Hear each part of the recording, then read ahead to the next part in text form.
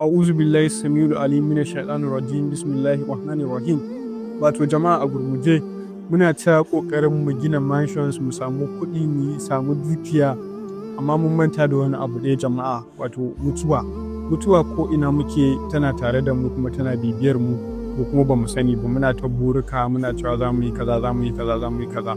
So the purpose of this video, abin da ya sa na yi wannan bidiyon, in tunatar da mu ne cewa akwai mutuwa kuma za mu mutu, sannan mu dinga jin tsoron Allah. Duk wasu plans ɗinmu da za mu yi, duk wani abu da za mu yi, mu dinga kawo mutuwa a ciki, sannan kuma mu dinga kyautatawa kanmu da kuma wanda muke tare da su, saboda a koda yaushe baka san sanda za ka mutu ba.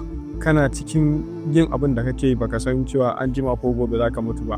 Kamar dai kun kalla yadda example ya faru a jiya na wannan bawan Allah matacin huru, kusan kowa ya san shi a TikTok ɗin nan. So muna mai addu'an Allah ya ji kanshi da rahama, Allah ya sa ya huta. Ita kuma matarsa da ta aure shi, Allah ba ta haƙurin jure rashin sa da ta yi. Allah ya ji kanshi, Allah sauran mutane ma da suka rasa rayukansu a jiya da sauran mutane duka, Allah ya musu rahama. Mu kuma in tamu ta zo, Allah ka ji kanmu da rahama, Allah ka sa mu huta. Wannan shi ne.